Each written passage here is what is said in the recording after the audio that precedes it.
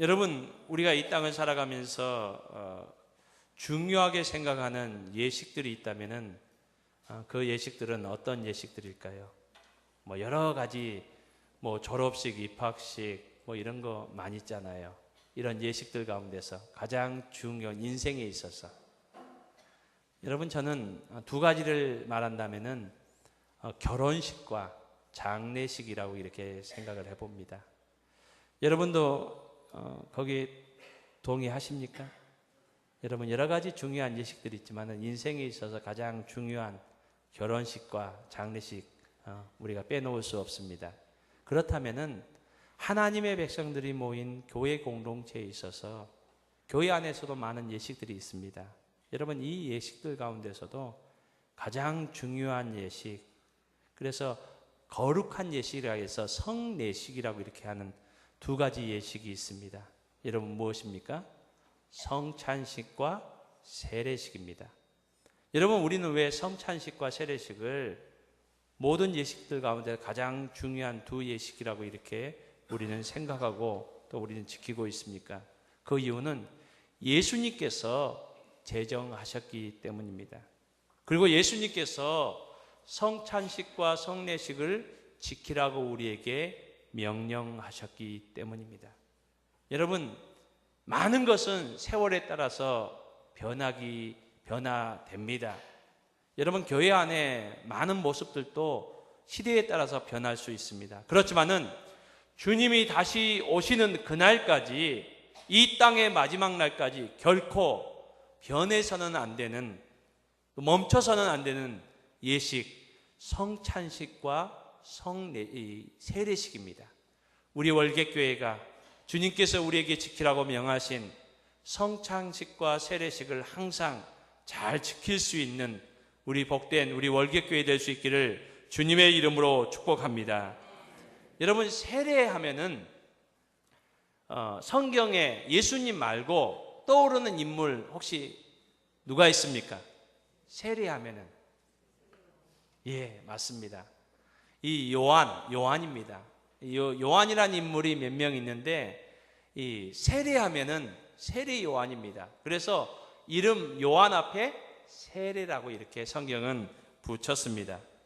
여러분, 이 세례를 처음 시작한 사람은 성경에 나온 인물을 보면은 예수님 앞서서 세례 요한이 이 세례식을 먼저 시작했습니다. 그렇지만 이 세례 요한은 자신이 예수님보다 먼저 세례를 베풀었고 세례식을 먼저 시작했지만은 마태복음 4장에서 세례 요한은 이렇게 얘기를 합니다.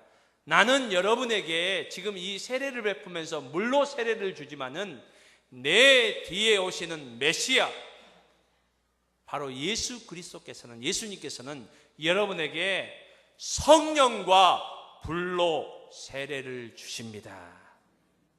이 물로 세례를 준다는 이 세례의 형식은 세례 요한과 예수님이 같았지만은 이 세례의 본질은 서로 달랐다고 이 세례 요한이 증거하고 있습니다. 여러분, 마가복음 1장에 보면은 이 세례 요한의 삶을 예언한 구약의 선지자들의 말씀을 인용하는 내용이 마가복음 1장에 나옵니다. 마가복음 1장에 보면은 세례 요한의 삶을 미리 예언했던 두 선지자가 나옵니다. 말라기 선지자고 또 이사야 선지자입니다. 이 마가복음 1장에서는 이 말라기 선지자가 세례 요한에 대해서 미리 예언을 했는데 말라기서 3장 말씀과 그리고 이사야서 40장 말씀에서 이 세례 요한의 삶이 어떠한 삶인지에 대해서 이렇게 예언했습니다. 그 내용을 마가복음 1장에 기록하고 있는데 세례 요한은 바로 메시아를 예비하는 삶이었다. 메시아의 이 오심을 준비하는 삶이었다라고 말씀하고 있습니다. 그러니까 이 세례 요한의 모든 삶이 메시아이신 예수 그리스도를 예비하고 준비하는 삶이었다라고 이렇게 정의합니다. 그러므로 이 세례 요한의 세례도 예수님께서 오셔서 베푸실 그 세례를 준비하고 예비한 그 세례에 불과하지 않다라고 이렇게 말씀해 주고 있습니다. 여러분, 그러므로 세례 요한의 세례는 장차 오실 메시아의 그 언약의 시대를 준비하는 의식이었음을 우리에게 말씀해 줍니다. 그렇다면은 예수님의 세례는 어떠했습니까? 예수님의 세례는 새 언약의 공동체, 교회의 이론이 되는 것을 확증하는 표시였고 증포였음을 오늘 성경은 우리에게 말씀해 주고 있습니다. 여러분, 구약 성경에 보면 하나님께서 많은 인류 가운데서 한 민족을 택하시고 하나님의 백성을 부르셨습니다. 하나님께서 갈대아 우르에서 아브라함을 부르시고 이 아브라함의 후손 바로 야곱의 12아들 이스라엘 공동체를 통해서 하나님의 백성을 삼으셨습니다. 여러분, 이 이스라엘 공동체가 내가 하나님의 백성입니다라는 것을 이렇게 표시하는 그 표시가 무엇이었습니까? 할례였습니다. 할례. 몸에 할례를 행해서 나는 하나님의 백성입니다라는 것을 드러냈습니다. 표시했습니다. 신약 시대에 와서 하나님께서는 예수 그리스도를 통해서 메시아 되신 예수 그리스도께서 이 땅에 오셨는데 이제는 이스라엘 공동체에 제한된 한 민족이 아니라 예수님께서는 이스라엘 공동체를 넘어서는 한 공동체, 언약의 공동체를 만드셨습니다. 여러분, 그 언약의 공동체가 무엇입니까? 교회입니다. 교회. 교회 공동체를 주님께서 만드셨습니다. 그리고 이 교회 공동체의 구성원들이 나는 구원받은 하나님의 백성입니다라는 것을 드러내고 표시했던 것이 바로 무엇입니까? 바로 세례입니다. 구약의 이스라엘 백성들이 할례를 통해서 나는 선택된 하나님의 백성입니다라는 것을 드러냈다면은 이제 신약에 와서 하나님의 백성들의 공동체인 언약 공동체인 교회 공동체의 구성원들이 나는 하나님의 백성입니다라는 것을 표시하고 드러냈던 것이 바로 세례입니다. 이렇게 말씀드릴 수도 있습니다. 교회 공동체의 진정한 구성원이 되기 위해서는 세례를 받아야 됩니다. 여러분, 세례를 받지 않았으면은 교회 공동체의 구성원이라고 말할 수가 없습니다. 그래서 교회에서 성찬을 할 때 세례를 받지 않은 사람들은 성찬에 참여할 수가 없습니다. 교회 공동체의 가장 중요한 모임인 공동의회의 모임도 세례 교인들이 참석할 수 있습니다. 사랑하는 성도님들 가운데서 혹시 세례를 받지 않은 성도님들이 있다면 나는 하나님의 구원받은 백성임을 증명하며 또 표시할 수 있는 세례를 받는 모든 성도님들이 다 될 수 있기를 주님의 이름으로 부탁드립니다. 여러분, 그렇다면 성경에 이 세례에 대해서 우리가 세례를 통해서 나는 하나님의 백성입니다라는 것을 우리가 표시하고 드러내는데, 그렇다면 이 세례가 무엇을 의미하고 무엇을 말씀해 주시는지를, 그 영적인 의미를 우리가 잠시 살펴보기를 원합니다. 베드로 사도는 베드로전서 3장 20절로 21절 말씀에서 이 세례가 무엇인지를 우리에게 말씀해 줍니다. 우리 잠시 함께 읽기를 원합니다. 20절 먼저 읽겠습니다. 시작.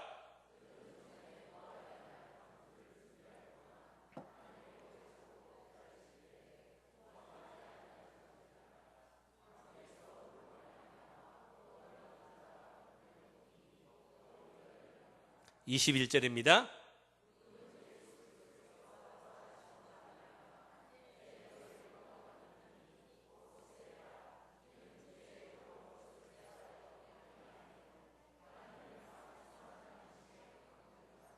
아멘.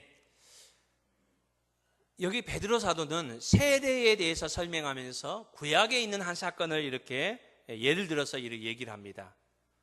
여러분, 노아 시대의 일입니다.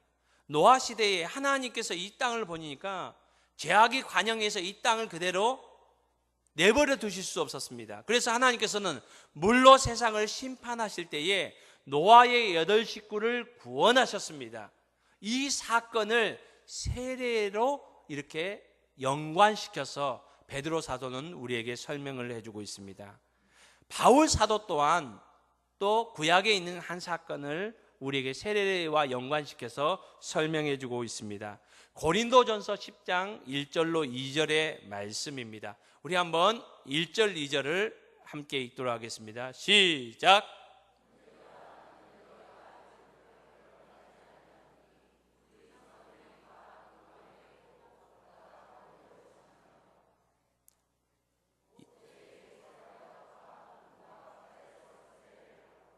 예.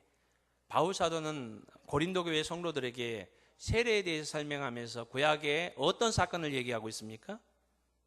이스라엘 백성들이 애굽에서 430년 동안 종살이하다가 하나님께서 모세를 보내셔서 이 애굽에서 탈출하게 하십니다. 그들이 탈출하여서 하나님의 땅, 약속의 땅으로 가는 중에 첫 번째 만난 큰 난관이 있었습니다. 그 난관은 홍해바다였습니다. 하나님께서는 홍해바다를 가르시고 홍해바다를 가운데를 마른 땅같이 지나게 하셨습니다. 하나님께서 이스라엘 백성들을 구원하셨습니다. 이 홍해바다를 건넌 사건을 바로 세례와 연관시켜서 하나님께서는 설명하고 있습니다. 여러분, 베드로 사도가 이 노아 시대의 이야기, 또 바울 사도가 이 홍해를 건넌 이스라엘 백성들의 이야기를 설명하면서 세례에 대해서 설명하고 있습니다. 여러분, 두 사건 다 공통점이 있습니다. 무엇과 관련이 있습니까? 물과 관련이 있습니다. 물과 관련이 있습니다. 하나님께서는 물을 통해서 무엇을 하셨습니까? 세상을 심판하셨어요. 노아 시대 때는 이 노아의 가족 8식구 외에는 하나님께서 홍수, 이 물, 홍수를 통해서 온 세상을 심판하셨습니다. 그래서 모든 사람들이 다 죽었습니다. 죄의 싹으로, 죄의 결과로. 여러분, 그리고 이 모세와 이스라엘 백성들 홍해바다를 건넜습니다. 모세와 이스라엘 백성들에게 홍해바다는 구원의 사건이었지만은 이스라엘 백성들을 추격하고 쫓아왔던 애국 군사들은 여러분, 이 홍해바다가 그들이 지날 때에 다시 합쳐져서 전부 다 애국 군사들이 그곳에서 다 죽게 되었습니다. 여러분, 홍해바다 또 노아 홍수 이 사건이 전부 다 하나님의 죄에 대한 하나님의 심판에 대해서 말씀해 주고 있습니다. 그렇지만은 노아의 8식구와 그리고 이스라엘 백성들, 모세와 함께 출애굽했던 이스라엘 백성들은 그 심판에서 구원받을 수 있었습니다. 여러분, 이 세례라는 것이 무엇입니까?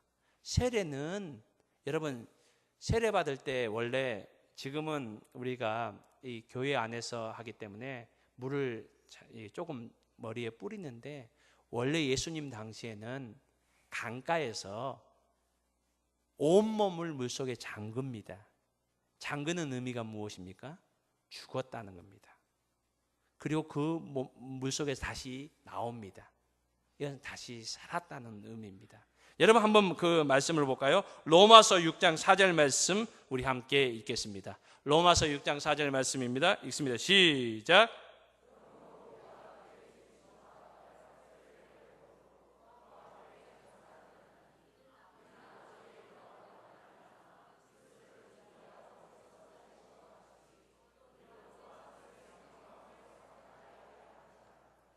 바울 사도는 골로새에 있는 교인들에게도 이 세례에 대해서 분명히 말씀합니다. 골로새서 2장 12절 말씀입니다. 함께 또 읽겠습니다. 시작.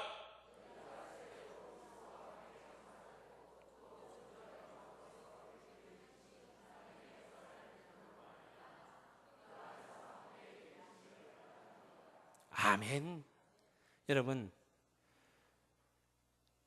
하나님의 심판 앞에 모두 죽을 수밖에 없었습니다. 그렇지만은 예수 그리스도로 말미암아 우리가 그 죽음에서 생명으로 옮겨져서 새 생명을 얻었음을 성경은 우리에게 말씀해 주고 있습니다. 여러분, 세례를 받으면서 여러분, 세례가 우리를 죽음에서 사망에서 생명으로 옮겨주는 건 아닙니다. 이 세례의 형식이 행위가 그런 것은 아닙니다. 그렇지만 우리가 세례를 받으면서 우리가 무엇을 우리가 고백합니까? 하나님의 은혜로 말미암아 우리는 죽음에서 생명으로 옮겨진 하나님의 백성이 되었고 하나님의 자녀가 되었음을 우리가 고백하고 모든 사람들에게 믿음으로 인정하는 그 행위가 바로 세례임을 오늘 성경은 말씀해 주고 있습니다. 여러분, 세례는, 우리가 세례를 받는 이 행위는 나의 신분이 바뀌었음을 선언하는 겁니다. 나는 이제 죄의 종이 아니라 그리스도의 것이 되었습니다. 하나님의 백성이 되었습니다. 라는 것을 우리가 선포하고 선언하는 겁니다. 그뿐만 아니라 이제는 우리가 죽음에서 새 생명으로 옮겨졌기 때문에 우리의 삶의 목표가 바뀌었고 우리의 삶의 목적이 바뀌었음을 모든 성도들 앞에서 고백하는 겁니다. 여러분, 우리가 세례를 받으면서 하나님 앞에 날마다 고백하는 것은 하나님, 나는 하나님의 자녀입니다. 이제 나의 삶의 목표는 그의 나라와 그의 영광을 위해서 살겠습니다. 이제 나의 삶의 목적은 내 기쁨, 내 영광을 위해서 살아가는 것이 아니라 주님의 나라의 영광을 위해서 살아가기를 원합니다. 나의 삶이 하나님의 기쁨이 되기를 원합니다. 라고 고백하고 선언하는 것이 바로 세례입니다. 세례를 받은 사랑하는 성도님 여러분, 우리의 삶의 목적이 하나님의 나라일 수 있기를 주님의 이름으로 축복합니다. 우리의 삶의 기쁨이 주님의 기쁨일 수 있기를 주님의 이름으로 축복합니다. 바울 사도는 갈라디아서 2장 20절 말씀에서 이렇게 고백합니다. 내가 그리스도와 함께 십자가에 못 박혔나니 그런즉 이제 내가 산 것이 아니요 오직 내 안에 예수께서 사신 것이라. 이제 내가 육체 가운데 사는 것은 나를 사랑하사 자기 몸 버리신 예수 위에 산 것이라. 아멘. 여러분, 바울 사도가 바로 그의 삶의 목적에 대해서, 삶의 방향에 대해서 말씀하고 있습니다. 우리 모두의 삶의 목적과 방향이 세례받은 자로서의 합당한 삶의 목적과 방향으로 바뀌어질 수 있기를 주님의 이름으로 축복합니다. 우리 스가랴서 13장 1절 말씀을 우리 함께 또 보기를 원합니다. 우리 함께 읽겠습니다. 시작.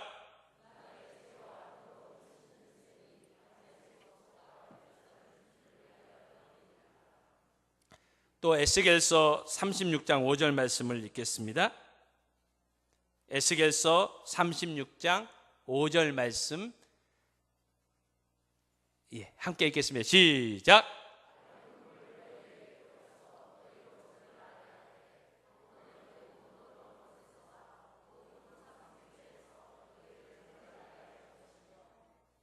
아멘. 여러분, 세례는 우리가 이 죄의 문제를 해결했다는 것을 믿음으로 고백하는 행위입니다. 성경 분명히 얘기합니다. 죄의 삭은 사망이다. 여러분, 어느 누구도 죄의 문제를 해결할 수 없습니다. 여러분, 제가 죄의 문제를 해결할 수 있습니까? 여러분, 어떤 이 땅의 사람도 죄의 문제를 해결할 수 없습니다. 죄의 문제는 주님께서 십자가에서 우리를 위해서 보혈을 흘려주심으로 우리의 모든 인류의 죄의 문제를 해결해 주셨습니다. 그러므로 우리는 세례를 받으면서 나는 이제 죄의 문제에서 자유합니다라고 이렇게 고백하는 것입니다. 바울 사도는 고린도전서 15장에서 이렇게 선언하고 있습니다. 사망아, 너의 승리가 어디 있느냐? 사망아, 너의 쏘는 것이 어디에 있느냐? 우리 주 예수 그리스도로 말미암아 우리에게 승리를 주신 하나님을 내가 찬양한다 라고 이렇게 바울 사도는 담대하게 선언하며 고백하고 있습니다. 여러분, 이 땅을 사는 모든 인류가 죽음의 문제에 대해서 두려워합니다. 그렇지만 여러분, 이제 더 이상 두려워하지 말기를 소망합니다. 왜냐하면 이 죽음의 문제를 주님께서 해결해 주셨습니다. 주님께서 우리의 부활의 첫 열매가 되어 주셨습니다. 우리의 죄의 문제를 해결해 주셨습니다. 그러므로 우리도 주님과 함께 부활하여 하나님의 나라에서 영생 복락할 줄로 믿습니다. 우리가 세례를 받는 것은 우리는 더 이상 이 죄의 문제, 사망의 문제에 두려워하는 것이 아니라 담대하게 승리하는 하나님의 백성임을 선포하고 선언하는 것이 바로 세례의 예식입니다. 우리 함께 고린도전서 12장 3절 말씀을 우리 함께 읽기를 원합니다. 함께 읽겠습니다. 시작.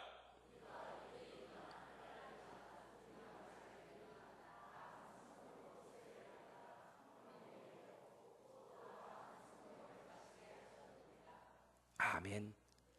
세례를 받는다는 것은 주님 안에서 하나가 되었다는 겁니다. 한 형제가 되었고 한 가족이 되었음을 믿음으로 고백하는 겁니다. 주님 안에서 우리가 이제 한 지체임을 고백하는 것이 바로 세례를 받는 그 행위입니다. 한번 옆에 분에게 이렇게 고백했으면 좋겠습니다. 그동안 너무 서원해서 죄송합니다. 가족인데 가족 아닌 것 같이 행동해서 죄송합니다. 여러분, 분명히 말씀하고 있습니다. 헬라인이나 유대인이나 종이나 자유자나 그 모든 장벽이 허물어지는 것이 바로 예수님 안에서 세례받은 하나님의 지체들이라는 겁니다. 여러분, 우리가 주님 안에서 한 형제임을 믿습니다. 우리가 서로를 위해서 기도할 수 있는 저와 여러분이 될 수 있기를 소망합니다. 예. 여러분, 저한테 좀 전화 좀 하셔가지고 저녁 반찬은 무엇인지도 한 번씩 물어봐 주시면 감사하겠습니다. 예. 우리가 서로의 형편을 돌아보고 관심 갖고 기도의 제목을 또 함께 나눌 수 있는 우리가 아름다운 하나님의 한 가족 될 수 있기를 주님의 이름으로 축복합니다. 이 세례라는 것은 주님 안에서 우리가 한 가족 되었음을, 이제 남이 아니고 우리는 한 가족입니다라는 것을 이렇게 선포하는 것이, 선언하는 것이 바로 세례입니다. 사랑하는 성도님 여러분, 세례를 받지 않아도 구원받을 수 있습니다. 세례를 받았다고 해서 구원받는 것은 아닙니다. 여러분, 이 세례 행위 자체가 어떠한 효력이 있어서 구원을 받게 하는 것이 아닙니다. 만약에 세례를 받아야 구원받는다 이렇게 말한다면은 중세 사회에 있었던, 중세 교회가 범했던 면죄부 행위와 동일한 모습입니다.